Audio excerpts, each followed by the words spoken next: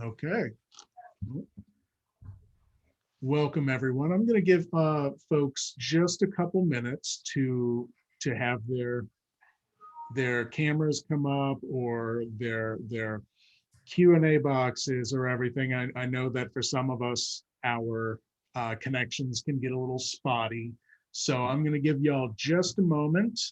Um, and I will make sure we've got everything set here. Um, so we will get started in just a moment. I'm going to actually stop the share for a moment, just so I can see who is joining us today, because I love knowing who's here. It's always kind of nice to see who is joining us today. Oh, hey, Mike and Joan, and let's see, we've got Ashley and Marilyn. Good to see all of you. I'll give it just another couple of seconds, make sure that everything is moving.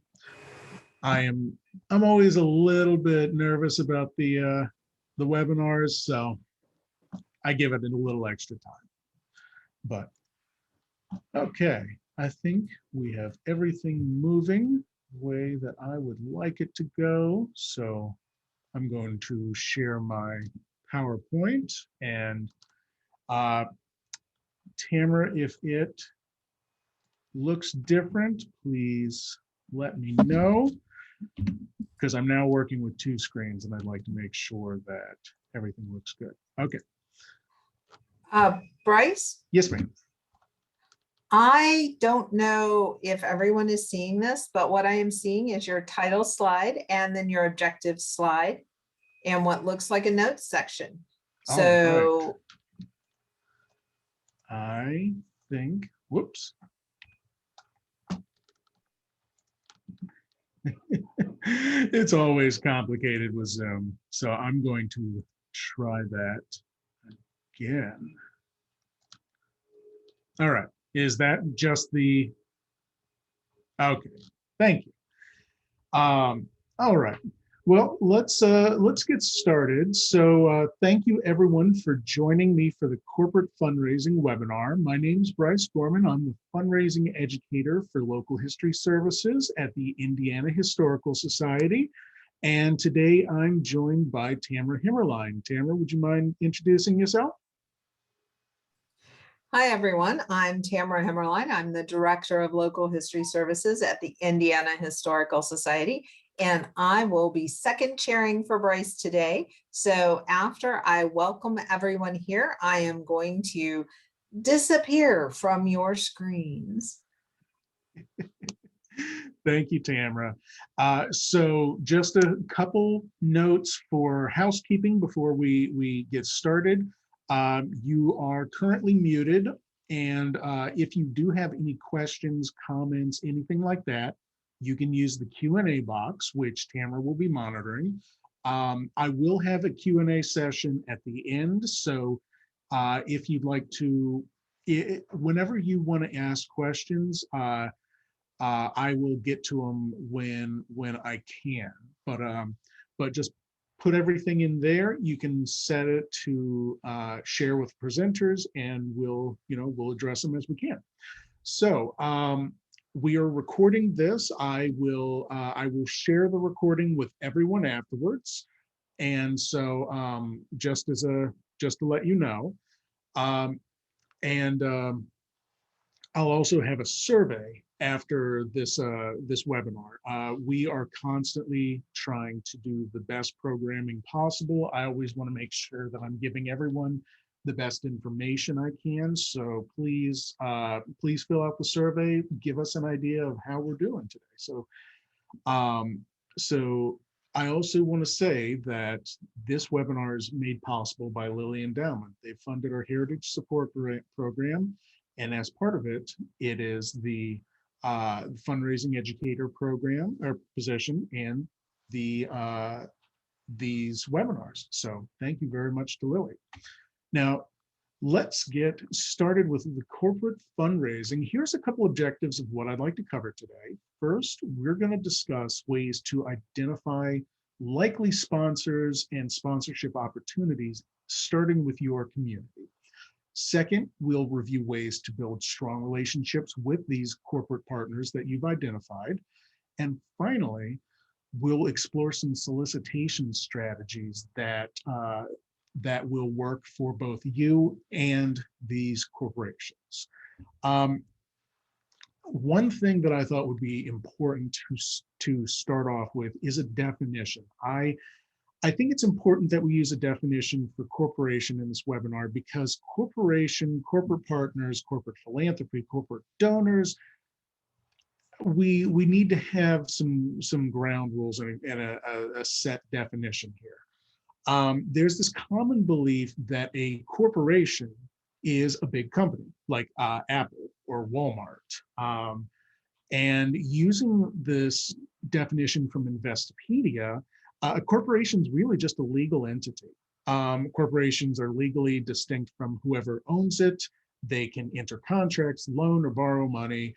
They can sue or be sued. They can hire people. They can fire people. They can own assets, and they pay taxes. That describes a lot of organizations. So when we hear the word corporation, many of us think of the C corporation. This could be any kind of company. It can be a local pizza place down the road from you to Amazon.com. That is a C company. It is based on who has some of the liabilities and the taxes. Then a limited liability corporation, an LLC, is common for a lot of working professionals. My stepmother, for instance, is a speech therapist. She set up her own private practice, and so she set up a LLC to limit any of her liabilities as a therapist. That is it. It's just her. There's no employees or anything else. You might have a sole proprietorship or a partnership, depending on if there's one or two owners, and they have more liabilities than the LLC. So the reason why I'm bringing these up today is there are a lot of different types of corporations. There's a lot of different words thrown out there. And as we go through this webinar, I do want to remind everyone to think about corporations as just this legal entity and not the multi-billion-dollar corporations. It can be anyone from the biggest companies to the hospital down the road. It can be the local businesses, and it is nonprofits. I currently work for a nonprofit corporation. And so let's keep all of this in mind as we talk about corporate philanthropy, because it goes beyond just the big companies. Corporate philanthropy, like any other form of fundraising, has its benefits and risks, and we should address these before moving forward. I would like everyone to be able to weigh their options against any other fundraising that you're intending to do. One of the great benefits for corporate philanthropy is that it expands your access to more funding. So your donors, your board, your volunteers, they're connected to other corporations. It could be as a former or current employee. It could be a spouse's employee.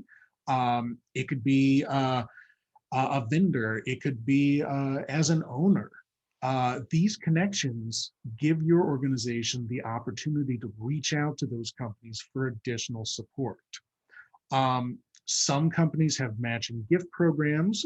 These programs can very, very quickly double donor support with honestly little additional work. And finally, corporations are very often interested in giving donations of physical materials, sometimes services, or any other kind of in-kind donation, which we'll address in just a moment. But this is a great way to get items donated to your organization, and it's a really common way to engage with smaller companies. And of course, there are risks with corporate giving. The biggest risk, much like any other form of fundraising, is that there's a lot of competition for limited resources.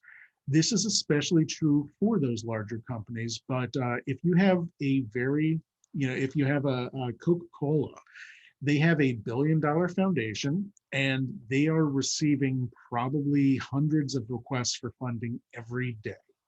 Um, and so that is a lot of competition for limited resources. So for that reason, I stress starting locally, um, where you're a known entity.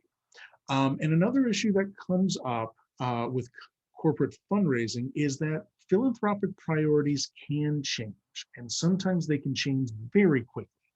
This can be because of a local or national issue. So emergencies, wildlife, or the wildfires going on right now, any kind of disaster recovery, those can quickly become big stories that change corporate philanthropy. It might also be a change in leadership that changes their giving priorities. So for that reason, it is important to stay on top of this. Their priorities will change faster than individual donors. So when I say corporate philanthropy, I want to talk about some of the funding options that are available. So here's a list of some common funding options for corporate donors. First and foremost, as always, money. Cash is king. It is very commonly said, cash is king. Getting money, getting any funds from a corporation is ideal. And that often comes with options like matching gifts, corporate donations. That can be employee gifts where they get to decide where the funds get used. But additionally, you can get resources. They might have things like materials, like printed items, posters, flyers, booklets, food or auction items for events. Corporations can also give you access to their people. This is, my apologies. This is much more common for as volunteers. So I think a good example for that is Habitat for Humanity. They will often reach out to companies and ask if they'd like to provide volunteers to help build a house. I've participated in that before. The companies look at it as team building and community outreach. But additionally, you could reach out to a company for people to act as team leaders to get support for an event. You could reach out to a local hospital to provide emergency services if you're having an outdoor event and you think it would be good to have somebody out there for a medical tent. You can even ask people to be speakers at your program. So these are additional ways that companies can provide support of some kind. Outreach is a common way. This is more common for media companies. So outreach might involve having a company communicate with their own audience about your needs. This can involve, say, asking a local paper if they would give you some free ad space, or if a radio station would provide you with time to talk about some of your programs coming up. But this can also be something as simple as having a pizza place put up your event poster. It is a small option. It is a small but very meaningful way to work with a local company. If your organization has limited space, then reaching out to local companies can be really helpful for finding that space. It could be working with another nonprofit that offers, that has space, or it could be working with an event hall and asking if they'll let you use their space off hours or off their busy hours. And finally, local companies and corporations are a great place to reach out to for expertise. It is very common to reach out to, say, a fire department to make sure that you are meeting fire code. It's a service they provide, but just having that good relationship. These are ways that companies can support you. InKind is something that I had talked about with the resources. So I think that it would again be good to have a definition for an in-kind donation. This is going to come up a lot during the webinar. So donations in kind, this is non-monetary. Very often in-kind donations are physical items. This might be equipment. It might be materials for a larger project. So local history services, we travel around Indiana and we use a van that was donated. That donation counts as an in-kind donation, and it is immensely helpful to have a vehicle to get around. So you might also get in-kind donations of physical items such as food, water, items for resale, items for auction at events. You can also consider services part of in-kind donation. So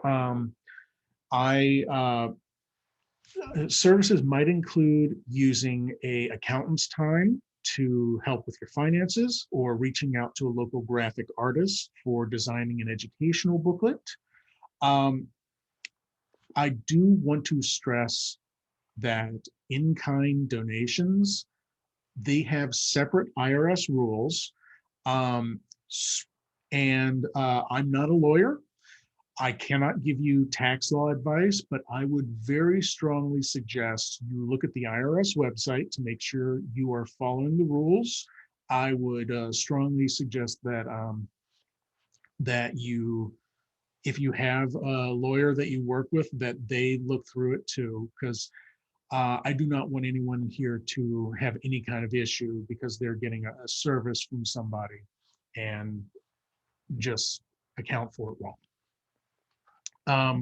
So while in-kind donations can be a huge benefit to organizations, there is one drawback that I will dub unnecessary items.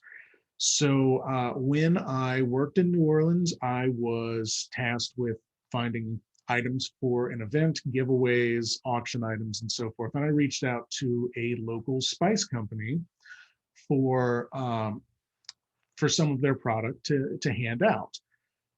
I was given about a dozen cases of individual spice packets. I had nothing to do with them after the event. I didn't even go through one case for that event. And we were saddled with cases and cases of spice blends. So be wary of anything that you might consider unnecessary items. Let's go through an example of what the fundraising process looks like for an individual versus a corporate donor. There's a lot of crossover between these, but there are some key areas where it changes. So in this example, we're going to use John Smith. Mr. John Smith is the owner and operator of Smith Bakery. If we were to approach John for a $100 gift, most likely we would do this because he's interested in the organization. Perhaps he's been a member for years. Maybe he's given in the past. Maybe he's attended some of the programs. But for whatever reason, you believe it's time to ask him for this $100 donation. For donors like Mr. Smith, he believes in your organization. This is often a form of altruistic giving. He's not doing this to get his name on a building. And so your intent is to solicit John to become an annual donor with that $100 gift. And you'll ask him again and again every year to renew his support. You're going to steward him. You're going to send him a thank you letter. You might make a call. If you see him at an event, you will walk over to him and say thank you. But you're making John feel recognized for his donation. Let's compare this to Smith Bakery. You might identify Smith Bakery as a potential donor because they're affiliated with one of your donors. In this case, it would be John. You might also have identified them because they have a close proximity to your organization. So, for this example, let's just say that the bakery is just down the road from your organization. So you know that they are aware of you. Um, while not set in stone, giving for a corporate entity is often more transactional than with an individual. So a corporation is going to look for a form of a return on investment. The Smith Bakery may determine whether or not it's beneficial from, say, a marketing point of view or community goodwill standpoint to support you. That's not to say they have no altruistic intent, but there's an added transactional value at play.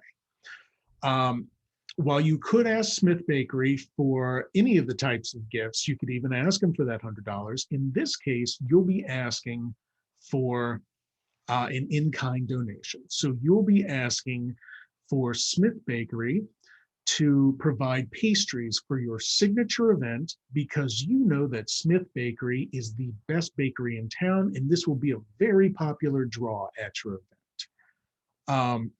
So you're not soliciting for money, you're soliciting for an in-kind donation. Now, while a thank you letter is always good donor stewardship, what will make Smith Bakery feel recognized and appreciated is a form of corporate recognition. In this example, you might put a sign on the pastry table at your signature event saying, pastries made possible by Smith Bakery. You might advertise the bakery in your event programming or on your social media or on signage that includes sponsors. So you can see there are some items here that are similar, but there are ways that are special and unique for corporate donors. So where do we start with finding corporate donors? I'm a strong proponent of keeping local when it's an option. Local companies are already, they're already a part of your community. They're composed often of your audience. The people who come through your doors work for local employers many times. They're going to be businesses that interact with you the most, and they're connected with the community. They're hopefully connected with your board in some way. There are two types of relationships I'd like to focus on for this. First are existing relationships. This would be any kind of affiliation that you have between your organization and theirs. This could be businesses that board members are involved in, volunteers, donors, their spouses, corporations who serve the same audience or community as you. They're natural partners. So let's say you have a locally owned Ford dealership. They are much more likely to view your organization as a community asset worthy of support than Ford as the manufacturer, because they're already part of that community. The second type of relationship is what I'm going to call emerging relationships. There isn't a full relationship yet, but there's a lot of potential. Physical proximity is often a good indicator for this. Much like I mentioned with existing relationships, you're serving the same community, so there's already a connection between the organizations. Using the signature event example, let's say you want to have a silent auction. So in the case of a silent auction, it might be worthwhile to approach local restaurants, see if they would donate gift cards. It's helpful to look at specific events or programs as an area to find corporate partners, especially those who might have similar interests. And looking for those interests, sometimes it's natural, like a local college is going to be much more likely to partner with you on an exhibit that relates to education in your county. So one of the ways I always look for this when I'm looking to decide whether or not a corporation is worth pursuing, I go to their website, honestly. I like to see what initiatives they're interested in. So on their website, they'll have social media posts, they'll have stories, they advertise it all over the homepage. Alternatively, you can talk to somebody in human resources. You can talk to sales representatives. They will generally have an idea of what the company likes to support, if anything.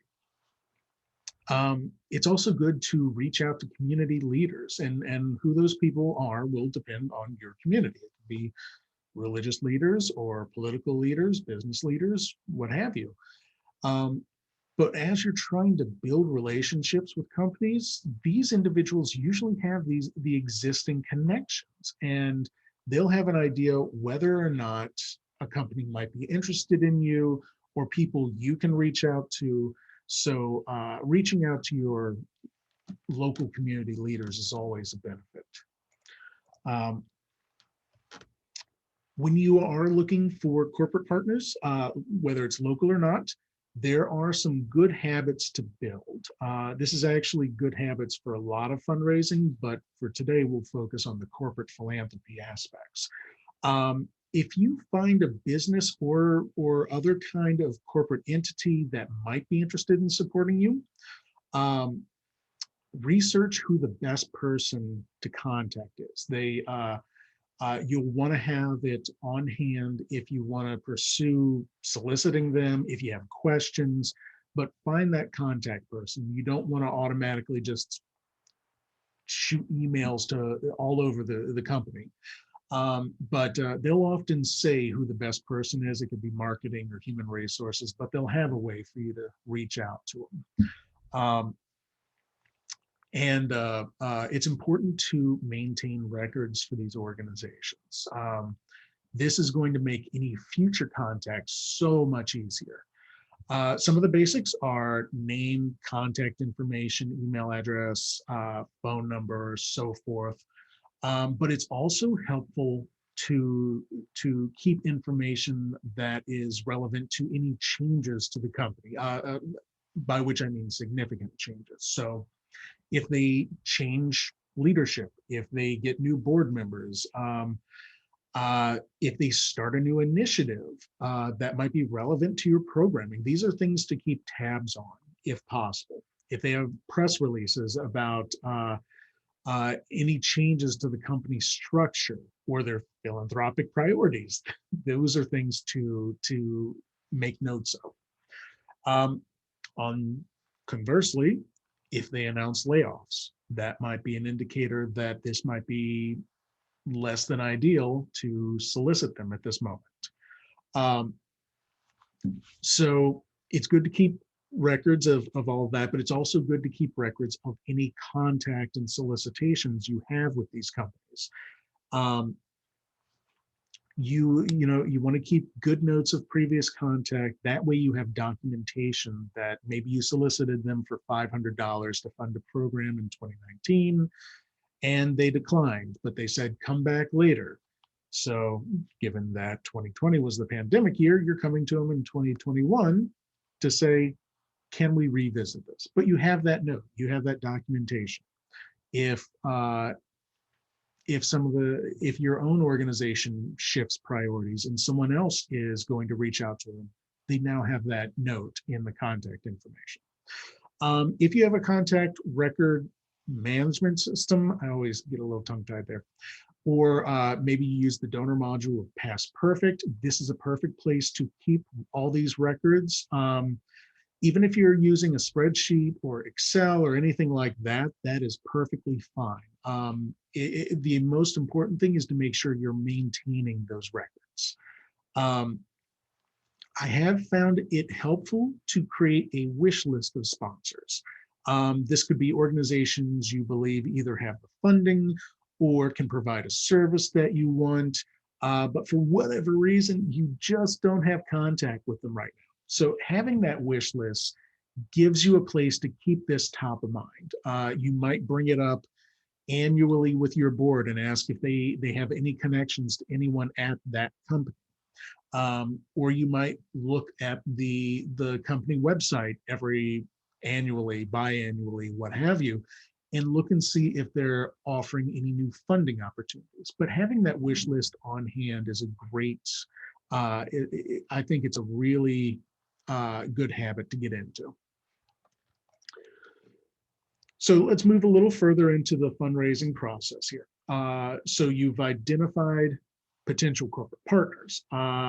These are people that could potentially support you. Now it's time to prioritize. So what is it you need? Out of all of these organizations you've identified, who has something you need the most? If your need is funding, then it would probably be better to prioritize an established local bank over a brand new restaurant, because that restaurant's going to be probably struggling financially for a few years. However, if you are looking for silent auction donations, then that local restaurant might be more appealing. So it's good to focus on organizations that have complementary goals. I had mentioned this earlier with the example of reaching out to a college, but you want to look for goals that are complementary. So again, the company website, their advertising, their social media, that's often going to tell you a lot about the company's priorities and values. You may notice that a local machine shop really stresses that they hire veterans in their community. That gives you some insight into what the company prioritizes and their values. So as a result, it might make sense to ask if they would staff a Veterans Day program that you're hosting.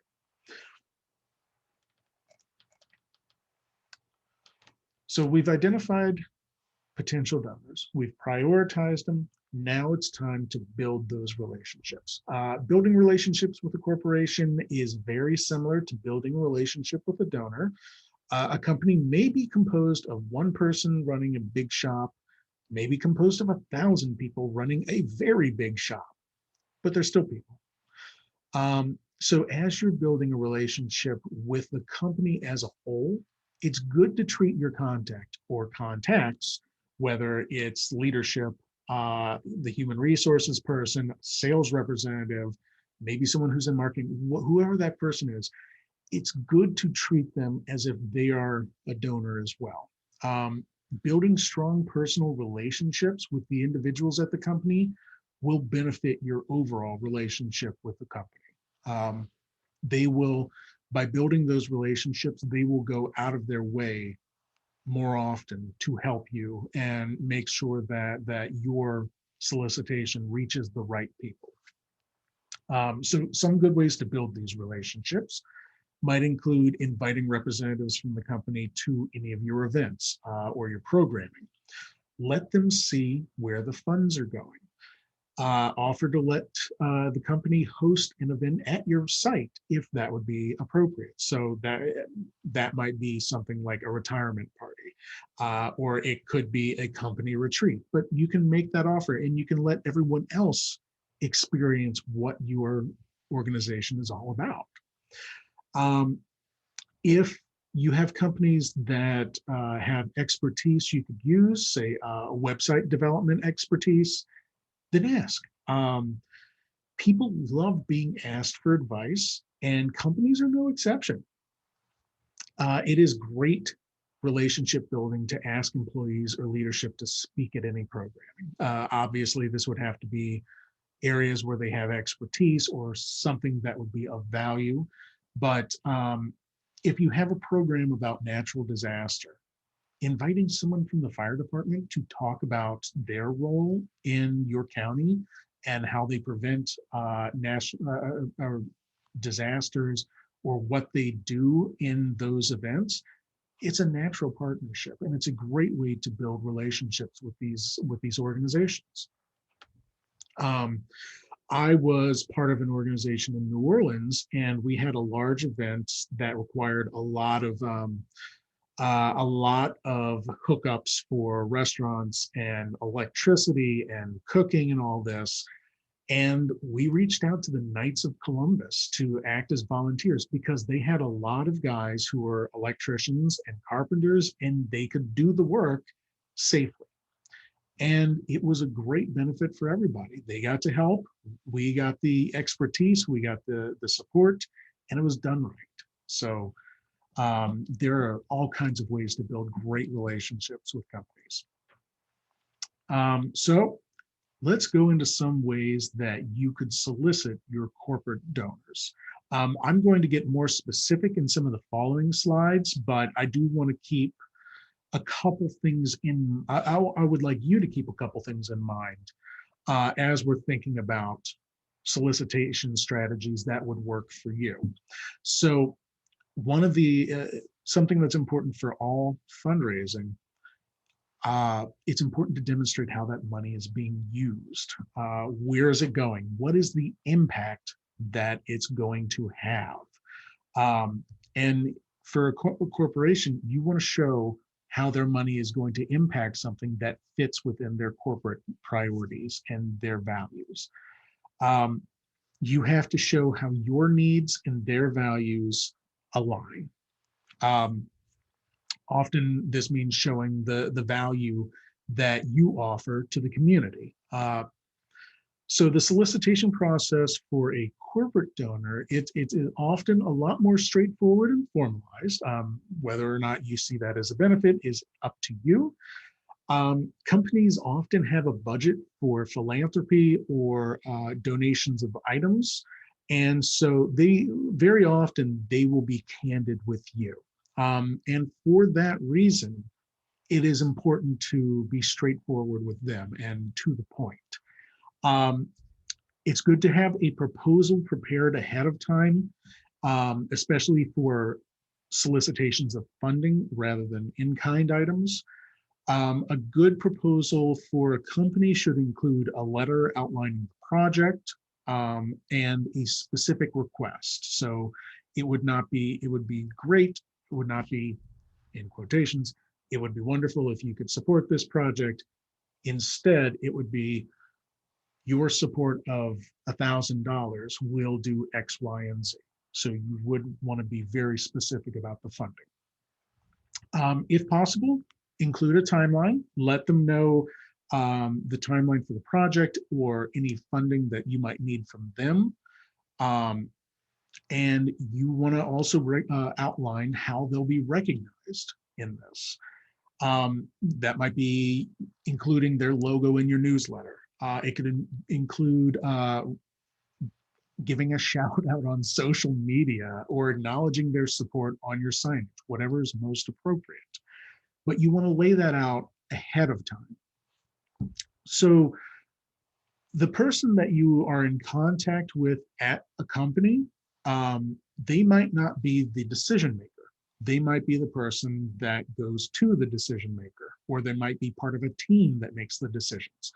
Having a formal proposal outlining all of this, the timeline, the budget, the ask, that makes it easier to move things up the chain.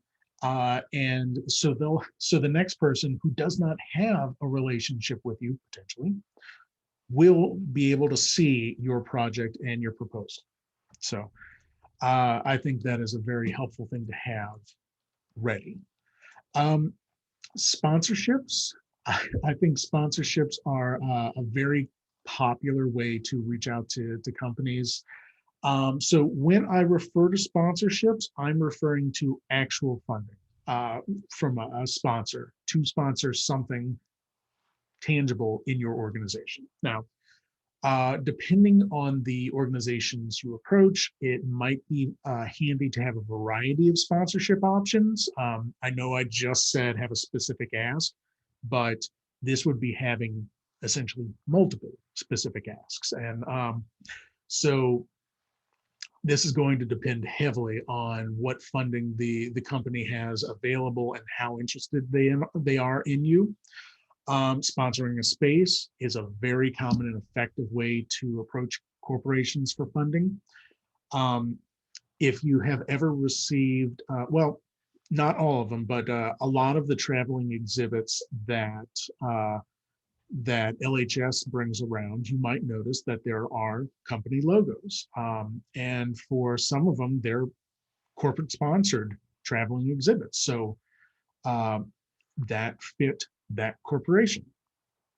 Some museums have used sponsoring a day, sponsoring a week, sponsoring a month. Hopefully you can get somebody to sponsor you for a year. That'd be wonderful. These are used to great effect. And I think it's a great way to solicit companies by looking at what the company has available, what they can do financially. It might make sense to take your annual operating budget and divide it by 12. And that would be your monthly budget. And they can sponsor you for the month. And that way they know what it costs to run your organization for a month. You may consider offering naming rights to a space or a program for a large enough donation. What size donation that means will depend on the program or the space. For instance, I am I'm the fundraising educator, and I manage many functions of the Heritage Support Grant Program. That is a program made possible by Lilly Endowment, which is funded through Lilly. So they have funded a program for us. If you are struggling with attaching a dollar value to a sponsorship, one good way to do that, one good way to find a dollar value is to break down the tangible costs. What does it cost to maintain the space? What will this program cost over 3 or 5 years? For the sponsoring a day, it could be taking your budget and dividing it by the number of days you are open. In the case of a financial sponsor, a corporate sponsor, this goes back to the proposal that I had mentioned earlier, but having a gift agreement is a very helpful thing. You would like to, it's very important to document all the expectations and the branding for both you and the corporation. From the nonprofit side, from our side, this is going to provide documentation of when we should expect those funds and how we can use the money. On the corporation side, on your donor's side, they're going to have documentation laying out a funding schedule. They'll know when, pardon me, they will know when they have to make their donation, and how they're going to be recognized. And so there's no miscommunication between both parties. And long-term, that helps build relationships more than anything. Sponsorship letters for corporate philanthropy. It's very common for a nonprofit to send solicitation letters for programs and events. These letters, I think a good comparison is to compare it to an annual fund letter with a few key changes. So a sponsorship letter to a business is going to have to be a little more straightforward. That's not to say that you can't go into your organizational background and the benefit you offer the community. You should always share that, but it should be concise. If you are asking a corporation to sponsor an event or program or part of it, you do want to give an overview of that program or event. The companies will often look at that sponsorship, especially for events, as a marketing opportunity. So it's helpful to include information about the intended audience, the expected attendance numbers, some of the timeline for the event, the program schedule, and these companies, they want to know who their name is going to be in front of. In a solicitation letter to a company, you do want to get to the point with a very specific amount or a range akin to the sponsorship levels. Again, this is not the place for an open-ended ask. This is the space for giving levels or sponsor levels. You also want to outline the recognition that the company will receive. This is something that I wouldn't otherwise advocate as much because I think giving a firm response date for, say, an annual fund letter, I don't know if there's as much of a benefit. But when it comes to a corporate solicitation letter, I do want to stress the idea of having a firm response date for this one particular reason. If you need to take their logo and put it on your website or a booklet or something, you do not want to rush. You want to make sure it's done right. So I think the best way to make sure that happens is to have a firm response date on that letter. So corporate foundations, especially, they are very common for larger companies. Um, for these companies, they will only give through their foundation. Coca-Cola, for instance, they receive hundreds of requests for donations, sponsorships, items, all number of things. And so they found it's easier to set up a foundation to do all of that work. The decision power for these foundations will vary. It could be an independent panel. It could be the board. It could be the leadership. Some companies have an employee program where they get to make the decisions. So the good news for a corporate foundation is many of these foundations have a website dedicated specifically to here's what we fund. Here's the amount we fund.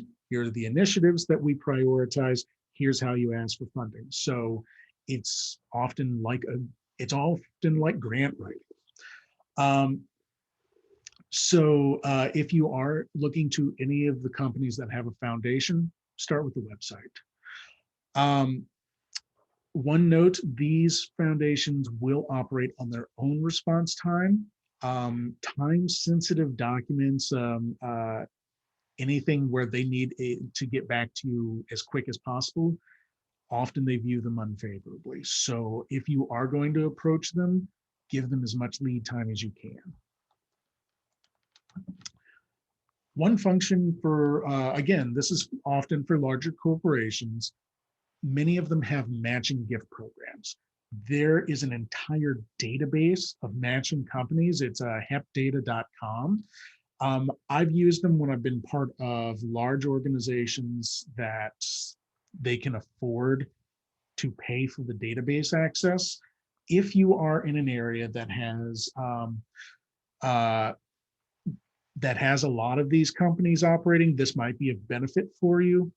But if you're in an area where there are not as many larger companies, and so there's not going to be as many matching gift programs, it might make more financial sense for you to do the legwork yourself. But if you do need that, there is access to a matching gift database.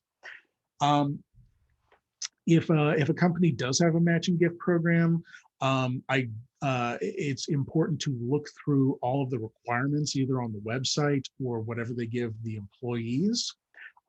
This is going to list all the qualified donations and anything that's restricted. So companies rarely ever match gifts where there's some form of benefit, like a quid pro quo, membership, access to an event or some kind of series. They very rarely match that, but any kind of unrestricted gift, those are usually pretty acceptable. If it's difficult it is difficult to track every donor and their employer and whether that employer matches gifts or not, it might make more sense for you to include matching gift language on your existing appeals. So this could be simple as including language like your gift may qualify for a matching donation from your employer. Check with your human resources department. That can often go a long way if you have those donors already. Also, it's important to maintain documentation for these gifts. The matching company will request some form of documentation that their employer has made a gift. So keeping good records is really important for matching gifts. Oh my goodness, I have gone too far. Stewardship is a very important part of the fundraising process, and that is no exception with corporate stewardship. It is perfectly acceptable to send a company a thank you note, make a call, or anything like that, any way you would steward your individual donors. But with a corporate donor, there is an expectation of recognition. Very often, most commonly, this is branding. So you might want to include their logo in your newsletter, social media, in your programming, and you'll want to ramp it up based on how much they give. So if, for instance, when I talk about my role, I always say made possible by Lilly Endowment, because that is part of our stewardship of their wonderful, generous donation. But if you think it would be more appropriate, it might be good to include logos from donors, corporate donors, in your newsletters so that everybody can see that. It's good to have this all spelled out ahead of time. And it's important to ask the company for an official logo. If they have official logos or language, you want to make sure you are using that and using it consistently. So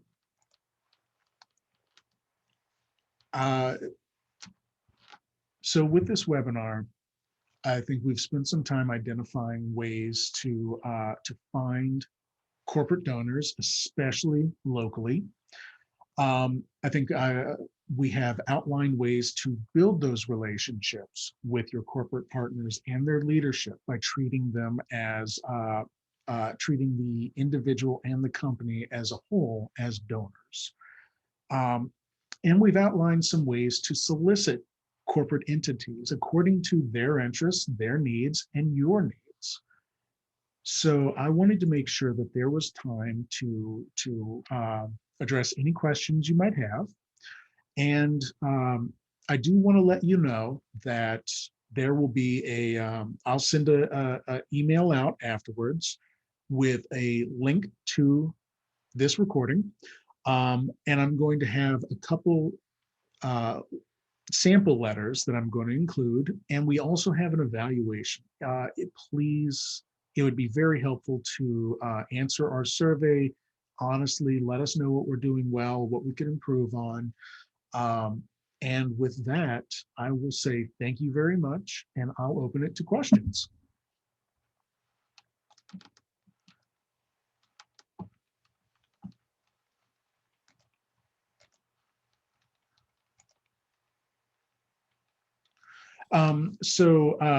I believe I addressed this, Mike, but hepdata.com, they do require membership. You do have to pay for their services. It is not cheap, but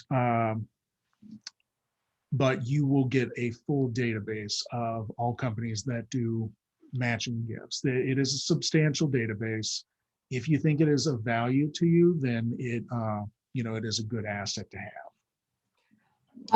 Bryce. Yes. I am just going to chime in. And I know that you touched on this and talked a little bit about it, but be sure to check with your local community foundation.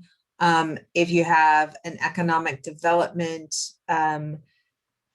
entity in your area, very often they have subscriptions to some of those places, or they are members of some of those places, and then they can allow some access to those databases. So reach out to the community foundation, reach out to your economic development arm. Sometimes if you have a college or university, touch base with them. There may be ways that they can share information with you that fit within whatever their membership agreement or subscription is in some of those databases. Absolutely. Thank you, Tamara. I appreciate that. Yes. Bryce, we have a question in the Q&A, I've identified a couple who donate to projects similar to our mission. They likely have never heard of us. How do I approach them? Telephone, letter asking for a meeting? I can't find typical amounts they donate, so I don't know an appropriate amount to request. Okay. So I want to, I'm looking at the question myself now. I think that for a case like this, if there's a couple who donate to similar projects, I think there's an affiliation, there's that connection. So I think that's wonderful. And in a case like that, it might be appropriate to start with a letter. And that letter I don't think that letter would be the appropriate time to solicit a person or this couple. This might be a way to introduce yourself. And I think that an introductory letter, one of the benefits for a letter like that would be to outline some of your key initiatives, talk about a general overview of what you do, and then have a place to say, I would love to talk to you about this. Give a firm date of saying something like, so this is what I did in the past. If I was trying to introduce myself to somebody, I would send a letter saying, here's what we do. Here's my role in there. I would love to chat with you. I'm going to give you a call on this date. I would love to either talk about this more in depth or set up a time where we could meet and talk about this. So the letter is there to introduce yourself and set up the next steps. I would not solicit a couple without knowing their interests, or not their interests, knowing their capacity, because one, I'd hate to leave money on the table. And there might be something that they're really, really passionate about that you can work with. So I would start with an introduction. And I apologize, I have a very long-winded response there. So I would also say, don't assume that you can make the same case for support for both people in the couple.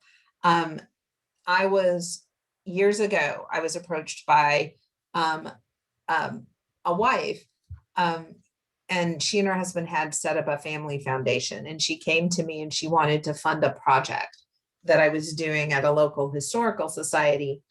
And her take was she really wanted to know about impact. She wanted to know anecdotal stories about kids who had been part of the project, and things like that.